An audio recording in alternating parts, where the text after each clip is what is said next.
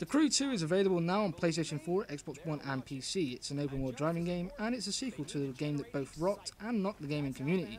The Crew 2 has a lot to live up to, and while the Crew originally had many issues that were patched at a later date, the Crew 2 seems to have at least scraped by.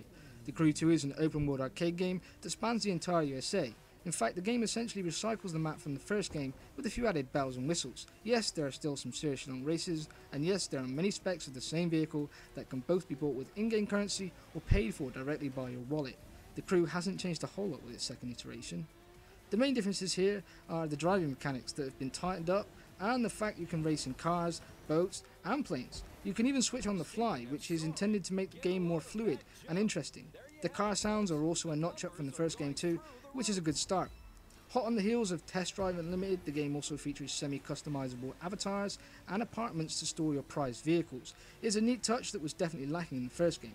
The UI has been overhauled, although not for the better, and the world, while still empty, is a blast to traverse. Police chases are no longer a thing too, and while I sometimes got wound up trying to flee the law in the first game, I like the fact that the feature is there, and I am disappointed it hasn't made a return here. The Crew 2 also has a loot box system in place that honestly sucks the fun out of winning races, but besides these annoyances, it's definitely a step up from the get-go. Whether you're cruising through the city or taking the scenic route, the Crew 2 manages to capture the fun of driving around a massive landmass perfectly.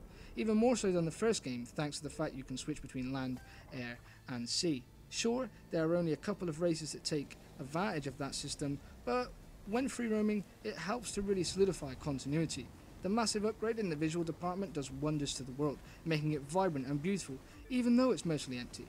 There are also hidden parts to find, but landmarks are, well, they're gone.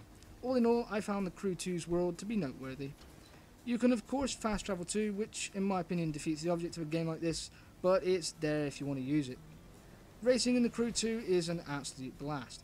It's super fun taking tight corners of the city in your favourite car, and it's a huge step up from its previous endeavour with much tighter controls and more realistic handling. Weather effects also make a return in a much more dynamic fashion. The rain and snow look great and affect how your car handles in a realistic way. The map feature has been completely overhauled too, with added detail and clearer objectives. Free roaming with buddies has made a return, but competitive multiplayer is planned to be patched in at a later date. Upgrading your vehicle has also been overhauled in the way of the Dodo, as upgrades are now as simple as picking one with the highest number. I personally like the way upgrades were done in the first game, so this redesign in my opinion completely sucks.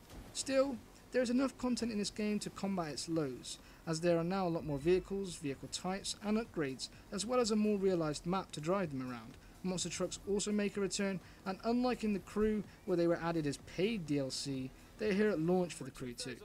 Sound-wise, the game is not bad. Car sounds are much improved this time as well, but the radio stations have taken a hit in the music department. The voice acting is still awful though, so I find myself skipping the cutscenes to get straight into the action.